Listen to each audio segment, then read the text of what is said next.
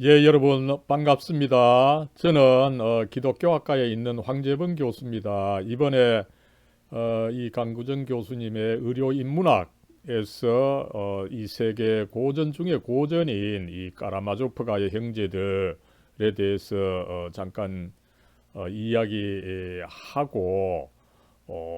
또 제가 또 생각하는 바를 조금 나눌 수 있어서 여러분 참으로 기쁘고 또 영광으로 생각을 합니다.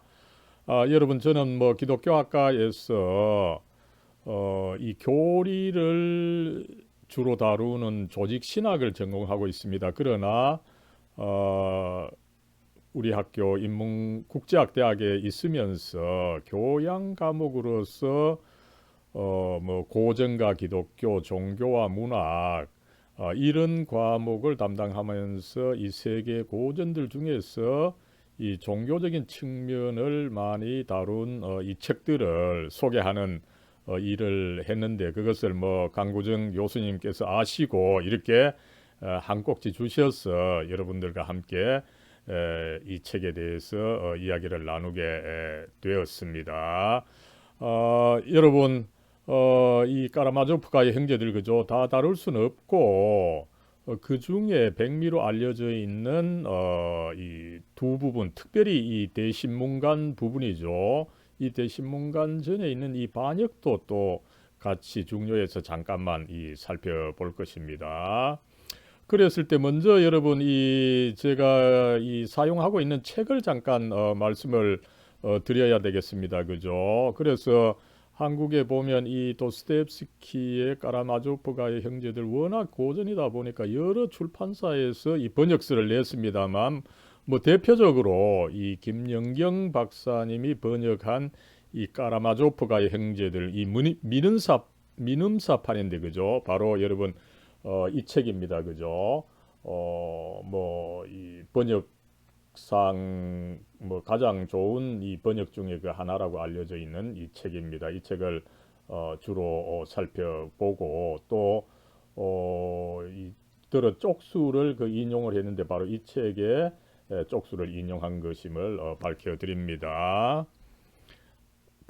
그래서 이 책의 제1권을 주로 볼 것입니다. 제1권의 그 5편의 이 4절과 5절을 주로 보도록 하겠습니다. 여러분 뭐 또 이왕 보는 김에 또 영어로 보면 영어도 또 공부하고 또 이 참 고전 또 읽고 뭐 일거양득이죠. 그럴 때 영어 번역 중에서 최고 좋은 번역은 제가 뭐 사실은 30년 전에 열심히 봤습니다만 바로 이 번역서입니다. 퍼비어와 이 볼로콘스키라고 하는 부부가 이 번역한 것입니다만 아직까지 영어권에서는 이 표준적인 번역으로 알려져 있는 이 책입니다. 예, 그리고 여러분들 뭐 이 도스토옙스키의 이 작품들이 많이 있는데 오늘 우리가 읽으려고 하는 이 까라마조프가의 형제들 외에 소위 이 도스토옙스키의 4대 장편이라고 해서 알려진 것이 있죠. 먼저 죄와 벌, 그리고 백치, 악령들, 그리고 우리가 보려고 하는 이 까라마조프가의 형제들이 있습니다. 특별히 이 죄와 벌은 조금 요 크기도 작아서 아마 여러분들 읽기도 쉬운데 그죠? 뭐 거의 또 이 도스토옙스키 작품 중에서 가장 잘 알려져 있는 작품 중에 하나죠. 시간 있으면 한번 읽어보면 참 도움이 될 겁니다.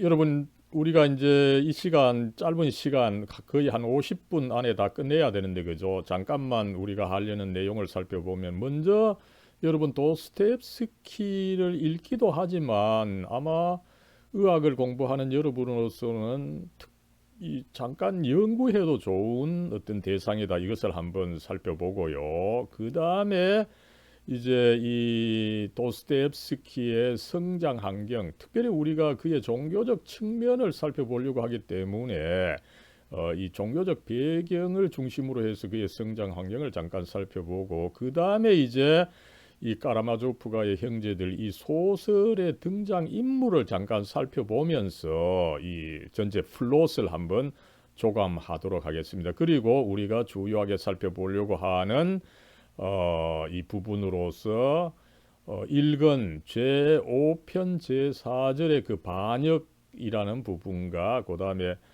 이 제5절 이 대신문간 부분을 주요하게 살펴보도록 하겠습니다. 그리고 마지막으로 결론적으로 그의 어떤 그 종교적 사상을 살펴보는 것으로 마치도록 하겠습니다. 여러분 먼저 우리가 뭐 도스토옙스키 읽어봐야 되는데 그죠? 굉장히 읽을 때 그 가치가 높다. 이것을 잠깐 말씀을 드리겠습니다. 그래서 이 도스토옙스키에 관한 여러 가지 유명한 인용구들을 잠깐 보면 그죠?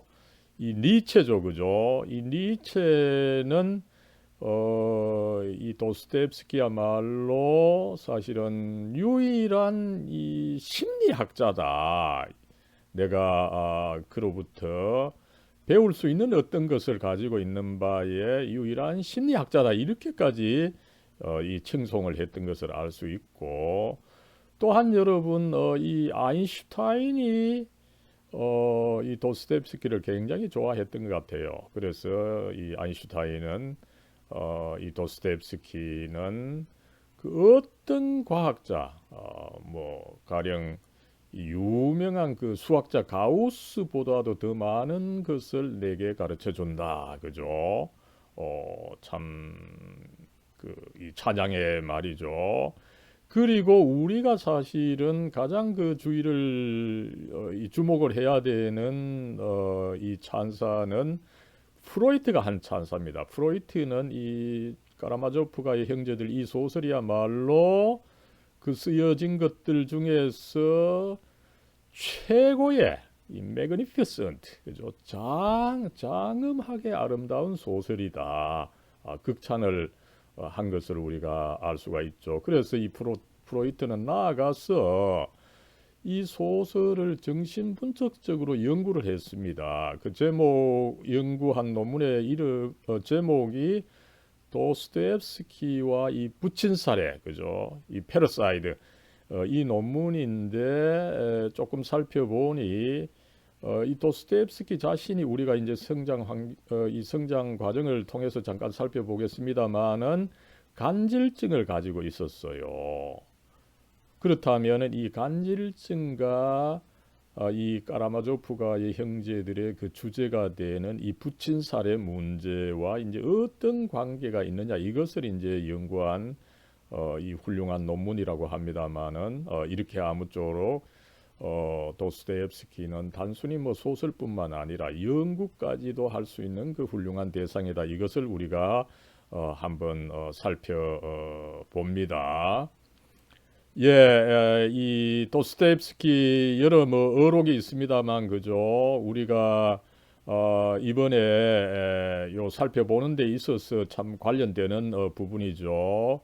Neither no nation can exist without a sublime ideal. 그죠?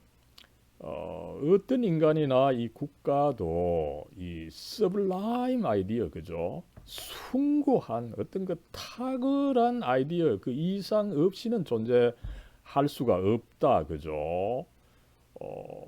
이것을 아마 도스토옙스키는 자기의 그 삶 전체 참 이 힘든 삶이었죠, 그죠? 또 이 세계 역사에 있어서 그 러시아의 이 19세기까지 있었던 그 봉건주의가 이제 현대로 넘어가는 그 어떤 그 시대적 전환 그리고 자기 개인의 정말 참 그 어려웠던 삶을 통해서 인간의 본질, 인간 현상을 그 관찰하면서 이런 말을 한 것인데 그죠? 그래서 과연 이 도스토옙스키가 보려고 했던 이 sublime 아이디어가 과연 무엇이냐, 그죠? 이것을 염두에 두고 한번 보고 또한 우리 자신, 나 자신도 과연 이런 그 sublime 아이디어가 있느냐 이것을 한번 반성해 보는 시간이 되면은 뭐 이 더 금상첨화가 아니겠느냐 생각이 됩니다. 여기 여러분 이 오화가 이런 노화인데 그죠? 그래서 제가 요 다른 인용글을 한번 보여드립니다. 예, 여러분 이제 앞에서 이 도스토옙스키 자신이 이그 서블라임 아이디어를 가졌던 것을 잠깐 말씀을 드렸습니다만, 그러면은 그가 과연 그런 아이디어를 어떻게 가지게 됐느냐? 먼저 성장 환경을 살펴보되 그의 종교적 배경을 중심적으로 잠깐 살펴보겠습니다. 먼저 여러분 이 도스토옙스키는 1821년 그죠? 앞에서 말씀을 드렸습니다만은 이 러시아는 아직까지 이 서유럽과 달리 중세 봉건주의를 거의 유지하면서 중앙에 짜르라고 일컬어지는 그 왕이 지배하고 있는 이 봉건적 왕정 시스템에 있었고, 여기서 이제 사회주의가 프랑스에서 대두되고 이것이 러시아에서 젊은이를 통해서 수입이 되면서 이 러시아 사회가 이제 그 요동치는 그런 이 시대였다라고 하는 것을 우리가 잠깐 생각할 수가 있습니다. 아버지가 그 군인 의사로 재직을 했었고요. 어머니는 이 러시아 정교회의 독실한 그 신도였다고 알려져 있죠. 그래서 어려서부터 이 성경과 문학을 배웠고요. 그 다음에 이 군대 이 기술자로 나아갔지만은 뭐 과학과 기술에는 관심이 없었다, 이런 이야기가 있습니다. 그리고 이 18세 때에 아버지가 아마 조그마한 농장이 있었는데 그 농장에 있는 농노에 의해서 이 살해되었고, 여기에 충격을 받았던 이 도스토옙스키는 간질이 생겼고, 이것이 평생 이 지속이 되어서 그를 그 괴롭힌 그런 사실이 있습니다.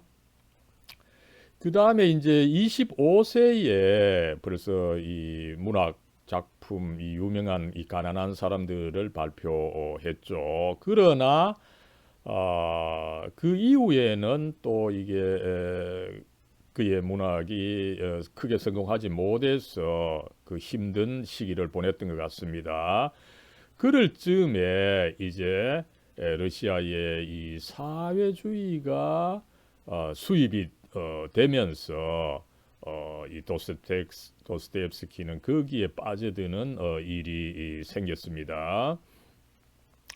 예, 특별히 25세부터죠. 이 그 프랑스의 이 사회주의 그죠, 이 프로동 상시몽이죠. 이런 사회주의자들의 사상이 도입이 되고 이 러시아에서 이 사회주의 서클이죠. 이 페트라쉐프스키 서클인데 그죠, 유명한 서클입니다. 여기에 가입을 해서 그 활동을 했던 것입니다. 그랬을 때 한 뭐 3, 4년 이 활동을 하면서 그죠, 나름대로 어떤 사회주의 활동을 했는데 이것이 혁명 공모 이 혐의를 받게 되고 체포를 되었던 거죠. 이때 왕정은 이 혁명에 극도로 경계를 하고 있었던 시기였는데, 도스토옙스키와 그의 이 회원 친구들이 결국은 이 근거되기까지 이르렀던 것입니다. 그래서 결국은 이 수사를 받고 이 사형, 총사령을 언도받는 일이 있었다고 합니다. 그래서 드디어 1849년 12월 23일에 이제 총사령을 받으려고 이 그 사형대에 이제 섰던 거죠. 여러분 이 그림이 바로 그 사실을 좀 풍자한 것인데 그죠. 이제 이 도스토옙스키와 그의 이 사회주의 서클 회원 20명이 이렇게 3명씩 총살대에 묵혀서 총살을 이렇게 기다리고 있는 찰나에 여러분 기적처럼 그 짜르 왕의 전령이 와서 이 사형을 중지할 것을 지시했다고 합니다. 정말 사실은 이 도스토옙스키는 자기가 죽는 줄로 알았는데 이 다시 살아나게 되어서 그는 일종의 부활을 그 경험했다 이렇게 이야기한 바가 있다고 합니다. 그러나 이 사형으로부터 감형은 되었지만 이 4년의 그 시베리아 강제징역형을 또 살게 되었던 것입니다. 그 추운 시베리아 그죠?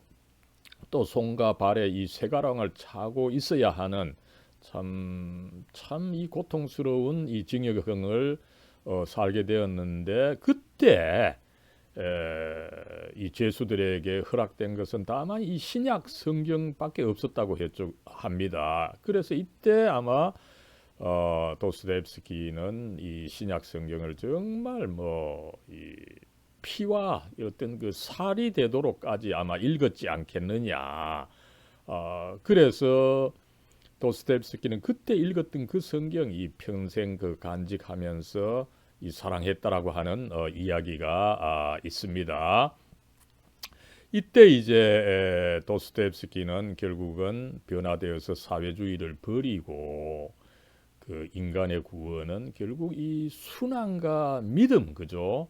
어떤 그 영원하고 이 존재의 근원이 되는 그 신과의 그 관계를 가지는 믿음을 통해서만 인간이 구원을 받을 수 있다. 이런 신념을 갖게 되었고 이것이 결국 이 까라바조프가의 형제들에서는 주인공이 되는 알료사를 통해서 나타난 것이다. 이렇게 볼 수가 있습니다. 여러분 이제 이 4년간의 시베리아 강제징역형을 받고 나서도 계속해서 5년간 또 강제 군역을 치루었다 그러죠. 참 이 9년간의 그 어려운 이 삶을 가졌던 것을 우리가 알 수가 있습니다. 그래서 비로소 38세에 이 해방이 되어서 이 저술 활동을 시작을 했지만 그죠. 이 생활이 어려웠던 거죠. 그래서 도박을 했는데 이는 또 오래 지속이 되어서 그의 삶을 괴롭혔던 것을 우리가 알 수가 있습니다. 그러면서도 그래도 이제 죄와 벌을 출판했고 그죠. 나름대로 이 문학 활동을 했던 것을 알 수가 있습니다. 그러면서 이제 첫 번째 아내와 결혼했지만 그 아내가 또 사망을 하게 되고 이 두 번째로 결혼을 하게 되는데 이제 문학적으로 조금 성공하니까 도스토옙스키는 자기 그 속기사를 고용했는데 그와 이 두 번째 결혼을 했다고 합니다. 그래서 이 46세 늦은 나이죠, 그죠? 이 둘째 아내와 신혼여행을 가게 되는데 그것이 또 다른 한편으로는 빚독촉을 좀 피하기 위해서, 그죠? 이 도스토옙스키가 도박을 좋아했기 때문에 그 문학 활동을 통해서 어느 정도 아마 벌이가 되긴 했겠습니다만은 이 빚독촉을 계속 받았던 것 같습니다, 그죠? 그래서 거의 한 4년간 정도 그죠? 이 독일에 가서 생활을 했고 이 기간에 또 좋은 이 책을 출판했던 것으로 알려져 있습니다. 그래서 이 첫째 딸도 죽고 그죠. 여러분 우리가 이 도스토옙스키의 가정사를 살펴보면 굉장히 참 이 어려운 삶을 살았다. 또 그러는 가운데 어쨌든 이 문학 활동을 지속해서 그 훌륭한 작품을 내어서 그의 문학이 더 가치가 있는 것이 아니냐 또 이런 생각을 하게 됩니다. 예, 50세에 이제 독일로부터 러시아로 이제 되돌아왔지만 여전히 참 이 빛에 쪼달린 생활을 하면서 마지막 10년을 보냈는데 이 마지막 10년이 어떻게 보면은 50세부터 60세까지죠, 그죠? 참 그의 인생의 황금기였다 이렇게 볼 수가 있습니다. 51세에 이제 악령들을 출판했고 성공을 거두었던 거죠. 그러나 55세부터 이 건강이 악화되었다고 합니다. 그런 가운데 57세에 드디어 우리가 조금 살펴보려고 하는 이 그의 이 뭐 최고의 대작이죠. 이 까라마조프가의 형제들을 쓰기 시작해서 이제 이 1879년 80년 사이에 이 출판을 했고 정확히 그가 60세 되던 해에 사망을 했던 것으로 나타나 있습니다. 예, 여러분 이제 이 까라마조프가의 형제들 전체 플롯이나 뭐 전체 내용을 말씀드릴 수는 없고 등장 인물만 잠깐 살펴봄으로 해서 그 내용에 대해서 잠깐만 말씀을 드리겠습니다. 먼저 이 소설의 뭐 배경이자 중요한 역할을 하는 이 아버지 이 표도르 파블로비치 까라마조프 씨가 나오죠. 굉장히 좀 부도덕하고 호색한으로 나옵니다. 첫째 부인이 사망하면서 이 재산을 재산을 얻게 됐는데 이걸 가지고 고리 대급업을 한 것으로 나타나죠. 이 첫 번째 결혼에서 이제 태어난 드미트리 어떻게 보면 전체 장자가 있고 그 다음에 이제 둘째 결혼에서 이반과 알료사 이 두 형제가 태어납니다. 그리고 이 사생아로 또 스메르자코프가 태어난 것으로 되어 있습니다. 그래서 이 네 형제의 어떤 갈등과 서로 간의 이야기가 이 까라마조프가의 형제들, The Brothers 여기에 어떤 그 내용을 차지하고 있는 것을 알 수가 있습니다. 아버지 까라마조프는 그 아이들에게 관심을 주지 않았죠. 그래서 이 아이들이 서로 떨어져서 각각 다르게 자기의 어떤 그 개성을 강하게 지닌 존재로 이 성장을 했다가 이제 나중에 만나게 되는데 곧 이어서 이제 아버지가 이제 이 살해를 당하는 식으로 그러면 이제 그 범인이 누구냐 이런 것을 추적함으로 해서 이 소설이 전개가 된다는 것을 알 수가 있습니다. 예, 그 뭐 잠깐만 더 그 이 등장 인물 이 특별히 사형제의 특성을 한번 살펴보면 그죠. 이 드미트리가 굉장히 그 쾌락을 참는 이 관능주의자, 센슈얼리스트로 나오고 그죠. 그랬을 때 이제 아버지가 이 생모의 유산을 가로챈 것으로 믿고 있는 거죠. 그러다 보니까 아버지를 증오하게 됐는데 그죠. 그런데 아버지와 만나게 되면서 아버지가 사랑하고 있던 이 젊은 여성 그루센카를 이 드미트리가 또 사랑을 하게 돼요. 그러면서 이 아버지에 대한 증오가 더 깊게 되고 그러다 보니까 이 아버지의 그 살해범이 드미트리다 이런 그 혐의를 받게 된 거죠. 그 다음에 이제 그 이반인데 그죠. 이 둘째 부인과의 사이에서 태어난 첫째 아들이었습니다. 그죠. 어떻게 보면 현대 인간의 그 표상이다 이렇게 봐도 과언이 아니도 그죠. 지적으로 총명한 그 이성주의자입니다. 그러나 그 이성적으로 생각을 하다 보니까 결국은 신이 없다는 이 생각을 가지고 있고 그런 생각을 이제 좀 더 확고하게 하는 그런 형식으로 이 세상의 고통을 이야기를 하죠. 그죠? 이 세상이 이렇게 잔인하고 또 무의미한 고통이 많은데 신이 있다면 이렇게 될 수가 없다는 거죠. 그래서 신은 존재하지 않는다. 이런 합리적인 입장에서 어쨌든 이 무신론을 가지고 있던 이반이었습니다.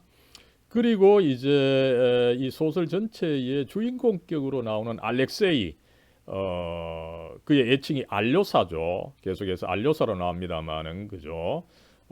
이 둘째 부인과의 사이에서 태어난 둘째 아들 이반의 동생입니다. 그죠.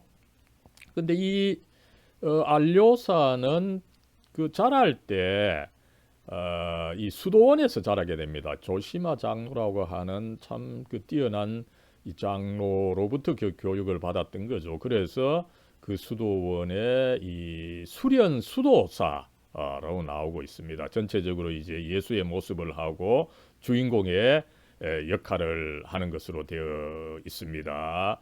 그 도스토옙스키 자신이 영감을 얻었고 또 이 알료사의 그 무대가 되는 이 러시아의 이 옵티나 이 수도원 모습입니다. 그리고 이제 마지막으로 이 스메르자코프라고 하는 이 사생아가 또 중요한 역할을 하는데 그죠? 길거리 벙어리 소녀로부터 이 태어났습니다.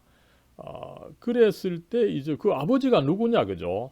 많은 사람들은 이 그 까라마조프 씨가 그 아버지다 이렇게 믿고 있는데 과연 그래서 까라마조프 씨 그 아버지는 이 스메르자코프를 자기의 그 하인에게 기르게 하고 나아가서 이 스메르자코프가 성장했을 때는 자기 집안의 또 종으로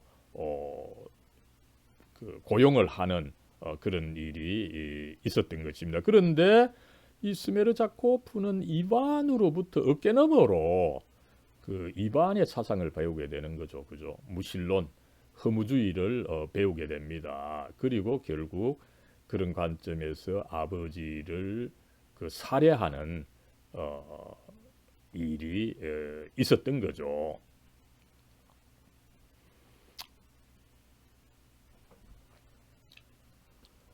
예, 여러분, 그러면 이제 마지막으로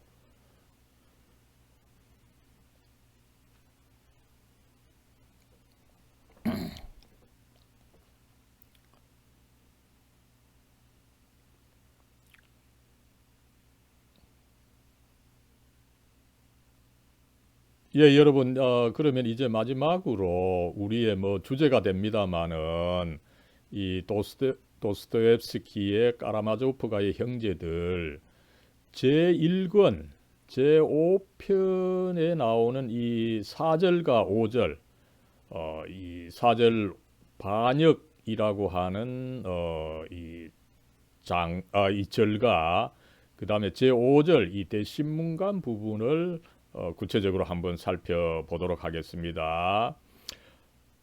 여러분, 먼저 제4절 이 반역에 나타난 이 신학 사상입니다. 그죠? 여기 이것은 뭐 대신문관과 더불어서 하나의 그 전체 소설에 끼워져 있는 이 액자 소설 부분이라고 볼 수 있겠습니다. 여기서 이제 이반은 인간의 그 모순을 그 고발을 하고 있습니다. 그죠? 여기서 모순, 그 absurdity, 그죠?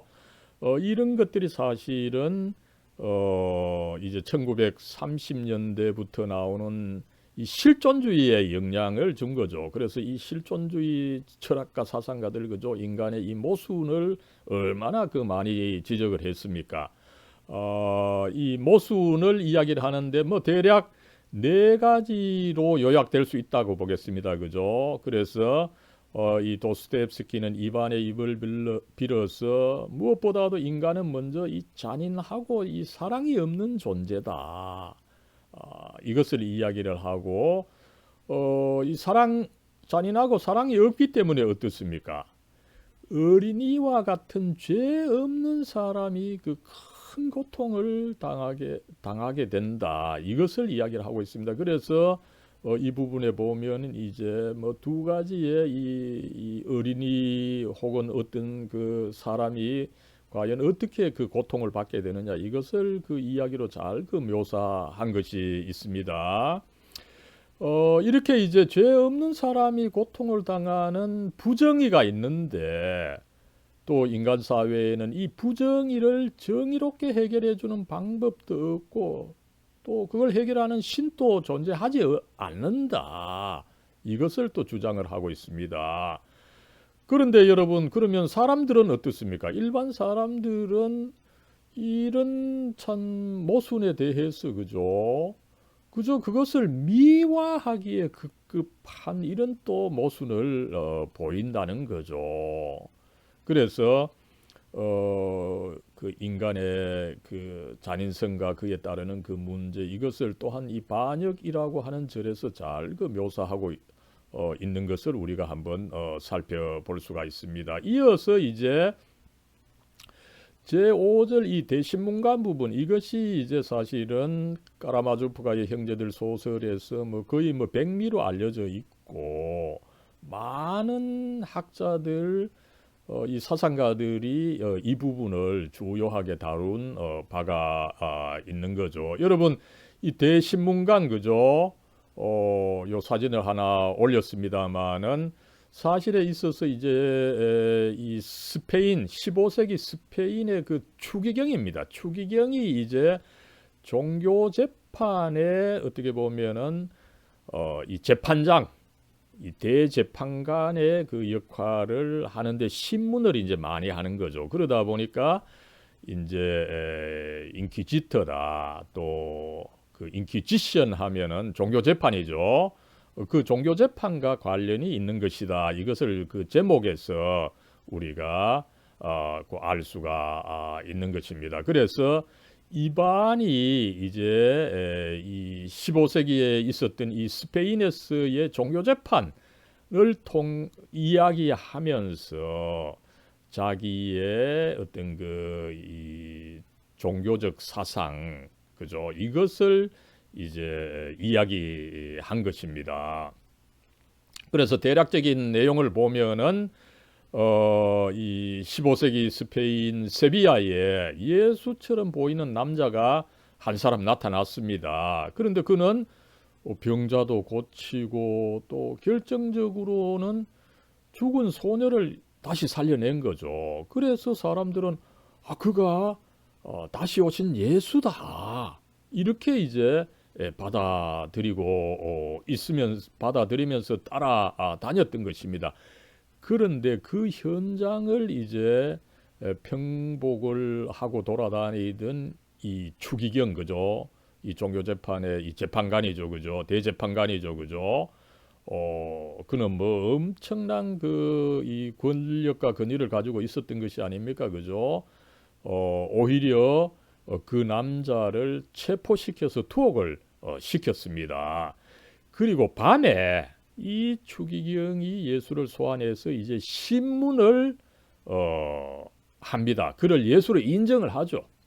그리고 이제 그 예수는 말을 한마디도 하지 않고 경청을 할 때에 이 추기경 이 신문관이 그 신문을 하는 가운데 심오한 그 신학적인 주장을 하게 되었던 것입니다. 그가 주장했던 것을 뭐 대략 한 8가지로 요약을 해 볼 수가 있겠습니다. 여러분, 이 부분을 이제 그 휘하한 이 그림 한 컷이죠, 그죠? 이 양반이 이제 그 추기경 대신문관이고, 그죠? 그 신문을 받는 사람이 예수입니다, 그죠? 그랬을 때 반대로 된 거죠. 사실은 자기가 신문을 받아야 되는데 자기가 이제 예수님을 신문하는 참 이 아이러니를 보여줍니다만, 그죠? 신문을 할 때 오히려 예수님은 이 평화로운 모습을 보이고, 그죠? 이 신문하는 사람이 오히려 참 초라한 이 모습을 보이는 것을 잘 보여준 것입니다. 그 8가지로 그 신문 내용을 한번 살펴보면, 첫째는 예수께서 그렇게 나타나셨는데 예수가 다시 나타날 권리가 없다는 것을 강하게 주장을 합니다. 그죠? 왜 그렇습니까? 예수님은 이미 모든 것을 기록해서 신약 성경에 남겨두었고 이것을 이제 교회에게 넘겨줬습니다. 그러다 보니까 더 이상 그 완전한 이미 성경을 갖고 있는데, 교회가 갖고 있는데 이것에 다시 와서 덧붙이는 말을 해서는 안 된다. 이것을 이 대신문관이 주장을 했던 것입니다. 그랬을 때 이제 또 대신문관은 자기의 권위를 내세우죠. 그가 참으로 예수라 하더라도 어떻습니까? 이 추기경은 그가 예수인 척하는 이 극악한 이단자로 몰아가지고 처단할 수 있다는 거죠. 여러분 그렇게 처단할 때 또 사람들은 어떻습니까? 또 그것을 믿고 또 환호할 것이라고 하는 것을 이야기를 합니다. 네가 예수라 하더라도 내가 지도새도 모르게 오히려 사람들의 저주를 받게 해서 너를 죽일 수 있다. 이것을 은근히 내세운 것을 우리가 알 수가 있죠. 그리고 이제 나아가서 또 뭐 1번 주장과 비슷한 이야기입니다만 어떻습니까? 모든 것은 사실은 이제 예수 자신이 교회, 그죠? 이 교황으로 대표되는 교회에 이미 줬다는 것입니다. 그죠? 그래서 모든 것을 준 상태에서 왜 다시 와서 교회의 일을 방해하느냐. 그죠? 이것을 이제 그 추기경이 예수에게 추궁을 하는 그런 모습을 우리가 볼 수 있습니다. 그러면서 이제 이 대신문가는 예수를 뭐 존경하면서도 특별히 이제 예수를 그 추궁하는 그 중심 내용이 뭔고 하면은 예수께서 40일간 금식한 후에 이제 마귀로부터 시험 그 유혹을 받은 사건, 이것이 이제 마태복음 4장 1절에서 11절 사이에 기록이 되어 있습니다만 이 부분을 해석하면서 예수님을 그 추궁을 하는 거죠. 예, 그럴 때에 이제 대신문가는 계속 추궁을 하면서 예수가 그 마귀의 그 세 가지 시험, 그 유혹을 이겼다고 인정을 하고 존경을 합니다. 그러나 이제 어떻게 또 이야기를 합니까? 그죠? 결과적으로 그 시험 유혹을 이김으로써 이제 그 스스로 자유를 얻었습니다. 그죠? 그리고 그 또 추종자들에게 자유를 줬습니다. 이거는 인정을 하죠. 그런데 여기서 이제 대신문관이 또 심오한 주장을 하는 것을 알 수가 있습니다. 이 대신문가는 예수가 그 인간의 자유를 너무 그 낭만적으로 봤다는 거죠. 예수께서 그렇게 스스로 자유를 얻고 또 추종자들에게 자유를 주었지만 일반 사람들은 그 자유를 누릴 어떤 능력이 없다는 것입니다. 그래서 자유보다는 오히려 그 예수께서 이겼던 그 세 가지죠. 빵과 이 기적과 이 권위입니다. 그죠? 여러분 여기서 이제 예수님께서 그 받으셨던 그 시험에 대해서 잠깐 이야기를 하면은 먼저 첫 번째 시험은 뭡니까?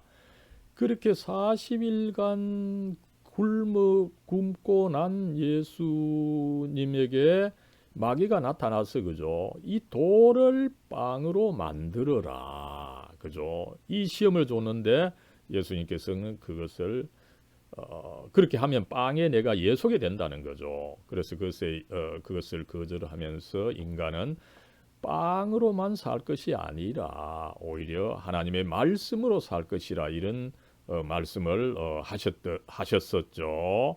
그 다음에 둘째 시험은 이 도스토옙스키가 이제 기적으로 이제 그 해석을 합니다만 어떤 시험이 있습니까? 그죠? 그 마귀가 예수님을 이제 성전에 데리고 가서 성전 가장 높은 탑에 예수님을 데리고 가는 거죠. 거기서 이제 예수님에게 뛰어내리라고 합니다. 네가 하나님의 아들이라면은 네가 뛰어내릴 때 천사가 너를 받쳐줘서 다치지 않게 하실 것이다. 나름대로 네가 기적을 좀 베풀어라. 그죠? 그러면 그걸 통해서 또 사람들이 너를 또 따를 것이 아니냐. 그죠? 그러나 그렇게 되면은 그런 그 기적의 이 노예가 된다. 그래서 예수님은 그 기적을 오히려 물리치고 극복 하셨던 것을 우리가 알 수가 있죠. 여러분 세 번째는 이제 도스토옙스키가 이제 권위의 시험이다 이렇게 이야기를 하는데 그죠? 예수님 이 마귀가 이제 마지막 세 번째로는 높은 산 위에 이제 예수님을 데리고 가서 세계의 그 모든 나라의 그 영광을 보여주는 거죠. 세계를 지배하는 제국을 내가 네게 주겠다. 인간을 모두 다스리는 권위를 내게 주겠다. 그러니 내한테 절을 해라. 그러나 예수님께서는 그것을 거절했습니다. 만약에 거기서 예수님께서 마귀에게 절을 하고 이 세상의 모든 권위를 받았다 하면 어떻게 됩니까? 그죠? 자기 자신도 그 권위에 예속을 하게 되고 사람도 그 권위의 노예가 결국은 된다는 생각이었기 때문이었던 것입니다. 그랬을 때 아무쪼록 예수님께서는 이 세 가지 빵과 기적과 이 권위 이 세 가지를 물리치고 자유를 얻었습니다. 그리고 추종자들에게 그 자유를 주었죠. 그런데 이제 이 대신문과는 일곱 번째로 중요한 문제 제기를 하고 있는 것입니다. 이 대신문과는 인간을 생각할 때 크게 두 부류로 나눕니다. 탁월한 인간과 이 보통 사람이죠. 탁월한 인간, 그죠? 이것을 이제 니체는 초인, 위버맨시, 슈퍼맨으로 이제 그 이야기를 하는 부분입니다만 인간들 중에서 이 최고로 어떤 절제하고 최고의 이상을 그 어떻게 본다면 숭고한 이상을 따르는 그런 사람들인데 여러분 그런 이 초인에 속하는 탁월한 인간 그죠? 이 숭고한 인간은 극소수에 불과하다는 거죠. 그리고 보통 사람들은 어떻습니까? 그 예수님께서 주신 자유를 향유할 능력이 없다는 거죠. 그래서 이 보통 사람들은 오히려 예수님께서 주신 그 자유가 아니라 그 자유의 어떤 뭐 담보물이라 그럴까요, 그죠? 결국은 예수님께서 이기려고 했던 그 내용들, 빵과 기적과 이 권위 여기에 오히려 그 예속이 되는 일이 있었다는 것입니다. 그죠? 그래서 아무쪼록 이 예수님께서 주신 자유는 뭐 그것이 사실일지라도 극소수에게 주신 것이고 나머지 일반 대중들은 그 자유를 주체하지 못하고 이 빵과 기적과 이 권위를 추구하게 되었는데 그러면 여러분 그걸 어떻게 해야 되겠습니까? 그죠? 그러므로 일반 대중이 자유보다는 이 빵과 기적과 권위를 추구하기 때문에 이제 교회가 무엇을 줘야 됩니까? 그죠? 교회는 자유를 주기보다는 일반 대중들이 민중들이 추구하는 이 빵과 기적과 그죠? 그 다음에 이 권위를 주는 것이 오히려 그들을 그 행복하게 하는 것이 아니냐 그죠? 또 그렇게 할 때에 작은 자유도 또 줄 수 있음으로 해서 어떻게 본다면은 교회가 예수의 사명을 그 완수하고 있다. 그죠? 이렇게 교회가 훌륭하게 예수 이 당신의 사명을 완수하고 있는데 왜 갑자기 나타나서 우리를 방해하느냐? 사라져라. 이것이 이제 대신문간에 어떻게 보면은 참 우스꽝스럽지만 나름대로 그 일리가 있는 이 주장을 했던 것을 우리가 살펴볼 수가 있습니다. 여러분 여기서 이 도스토옙스키 참 이 예수님의 이 시험 세 가지를 이 빵과 기적과 권위로 이제 해석을 했지만 그죠? 도스토옙스키는 여기서 이 예수님의 그 이 시험 사건에서 인류 역사를 파악을 합니다. 그죠? 그 짧은 이 시험 이야기지만 인류 역사가 거기에 녹아져 있다. 그죠? 그래서 만약에 이 부분이 뭐 이 성경의 전달 과정에서 사라졌을 때 이 부분을 복원하기 위해서 세상의 모든 그 현자들, 그죠? 철학자들, 시인들, 뭐 그다음에 훌륭한 정치가들 모두 모아서 이 부분을 복원하라고 해볼 때, 그죠? 이것만큼 그 어떤 그 포스가 있고 그 심도가 있게 복원할 수 있는 것은, 할 수 있는 사람은 아무도 없다.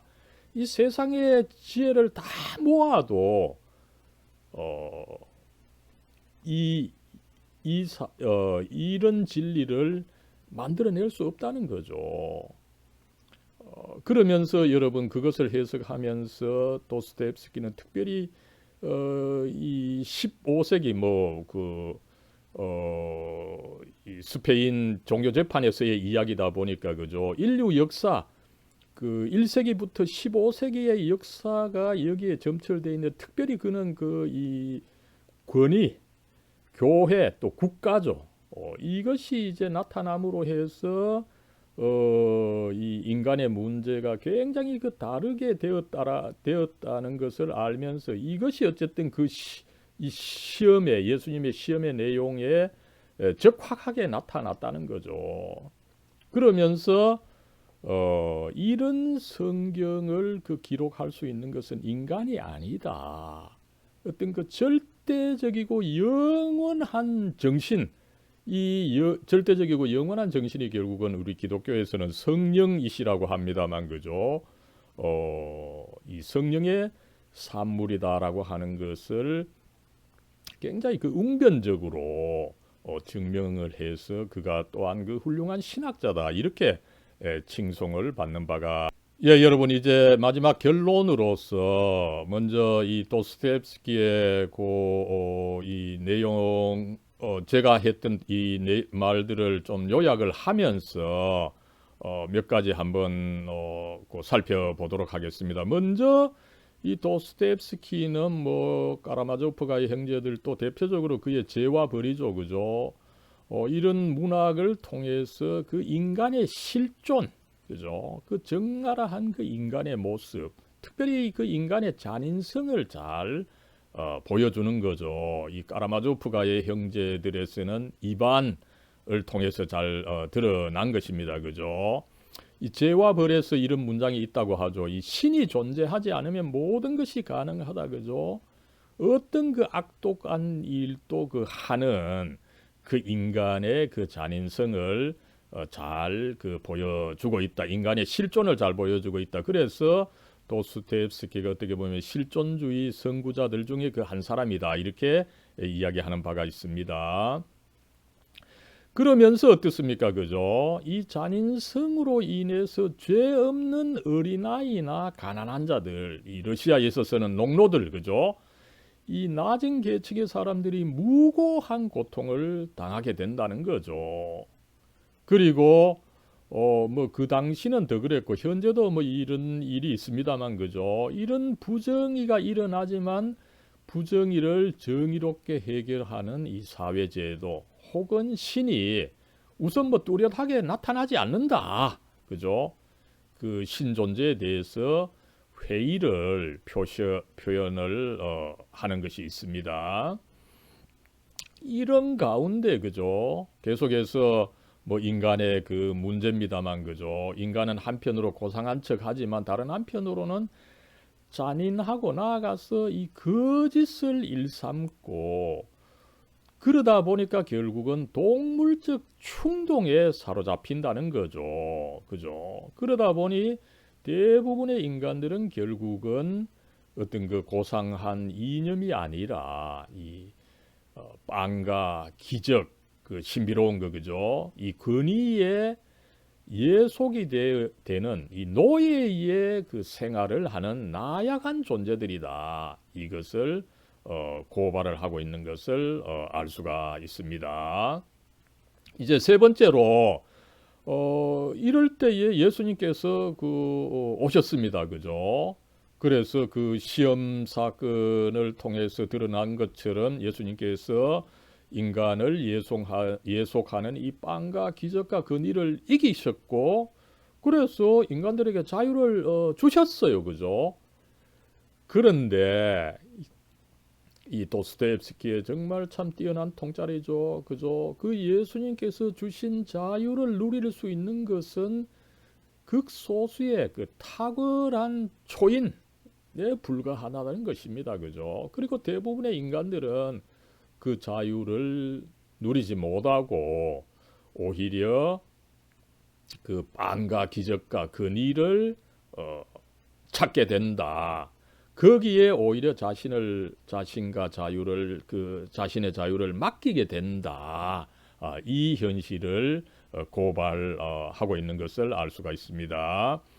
이럴 때 이제 교회가 나름대로 인간의 문제를 해결하려고 했지만, 그죠? 교회가 거대해지면서 새로운 문제가 생긴 거죠. 그죠? 인간들에게 그 자유를 주는 것이 아니라 오히려 자유를 제한하면서, 그죠?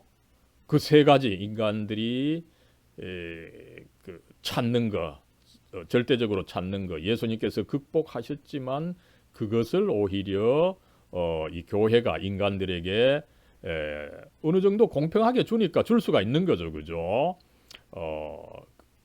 그리고 또 이 신비도 또 만들어내고, 그죠? 그리고 또 여러 가지 뭐 위험 있게 하고, 또 실제로 어떤 법적 이 사법적 권리를 가짐으로 해서 사람들이 복종할 수 있는 그런 기관이 되어 버렸습니다. 그죠? 그래서 교회가 이 예수님께서 극복하려고 했던 이 빵과 기적과 근위를 오히려 교회가 더욱 살려내어서 그것을 인간에게 제공함으로 해서 이 교회가 어떻게 본다 하면 사실은 마귀의 일을 하고 있다. 도스토옙스키가 이런 이 주장까지 하고 있는 것을 우리가 알 수가 있습니다. 예, 이렇게 해서 이제 도스토옙스키는 그 인간의 그 본질, 특별히 그 인간의 그 악성, 이것을 참 잘 보여주고, 그죠? 그리고 인간의 자유, 그리고 인간이 결국 추구하는 것은 참 자유가 아니라, 예수님께서 주시려고 하는 자유가 아니라 오히려 빵과 기적과 근이다. 그죠? 또 그것을 추구하는 이 교회, 그래서 결국은 예수를 환영하는 것이 아니라 오히려 예수를 배척하는 이 교회의 문제. 그죠? 그리고 또 이런 거대한 교회, 또 이런 교회와 또 같이 되려는 이 국가 조직의 문제. 그죠? 이런 그 인간의 미시적이고 거시적인 문제를 잘 밝혔습니다. 그죠? 그러다 보니 이런 방면에 있어서 정말 엄청난 영감을 주었고, 그래서 아인슈타인마저도 그 누구보다도 내게 많은 것을 가르쳐주는 도스토옙스키다, 이렇게 주장을 한 바가 있습니다. 여러분, 이제 마지막으로 이 신학적으로 본다면 어떻습니까? 그죠? 어떻게 본다면은 이 세상은 이 무신론자 이반의 주장처럼 흘러가는 바가 나름대로 있습니다. 그죠? 그러나 이 이반은 나름대로 이런 인간의 문제를 밝히기는 했지만, 결국 그도 어떻게 됩니까? 나중에 이제 그 스메르자코프가 자기 살인 사건, 아버지 살해 사건 이후에 스메르자코프가 자기에게 와서 고백을 합니다. 사실 아버지를 죽은 사람은 납니다. 그런데 나는 사실 이반 형으로부터 이런 그 무신 사상을 배웠습니다. 신이 존재하지 않으니까 모든 것이 가능하다고 형이 그런 이야기를 했는데, 내가 그것을 배웠고, 뭐 그 결과 내가 살인을 하게 됐는데, 이 살인죄는 내 혼자만 진 것이 아니라 형도 책임이 있습니다. 이렇게 스메르자코프가 고백하니까 이반이 결국은 어떤 그 정신병을 앓게 되는, 그죠? 그래서 그의 그 무신 사상이 옳지 않다라고 하는 것을 도스토옙스키가 보여주고 있습니다. 그랬을 때 아무쪼록 이런 어떤 세상의 지식, 철학으로는 인간의 문제를 어느 정도 밝힐 수는 있지만 결국 답을 주지 못한다. 오히려 도스토옙스키가 보기에는 답은 고난을 받으면서 그죠? 결국 그 영원하고 존재의 근거가 되시는 이 하나님과의 관계 안에 있는 것, 이 믿음에 의존하는 안료사에게서 나온다. 이것을 나름대로 도스토옙스키는 잘 보여주면서 마치 세상은 신이 없는 것처럼 이렇게 돌아갈지라도 결국은 그 영원하고 존재의 근거가 되시는 그 하나님, 또 결국은 하나님 당신, 하나님의 그 당신을 대표하는 그 아들이 고난을 받음으로써 그의 고난을 통해서 오히려 그의 고난을 믿는 그 믿음을 통해서 오히려 이 세상이 구원될 수 있다. 비록 타락했지만 이 구원될 수 있다. 그 고난을 통해서 구원될 수 있다. 이 신앙을 나름대로 문학적으로 웅변적으로 잘 보여준 것이 아니냐 싶습니다. 아무쪼록 여러분 지금까지 잘 들어주신 거 감사하고 여러분들 자신이 한번 이 시간 나는 대로 까라마조프가의 형제들 전체 뭐 시간이 없으면은 오늘 우리가 다루었던 이 제 4편과 제 4절과 제 5절 이 부분만 특별히 뭐 대신문간 부분만 보더라도 큰 그 도움이 되지 않겠나 싶어서 다시 한번 일독을 권하면서 마칩니다. 여러분 감사합니다.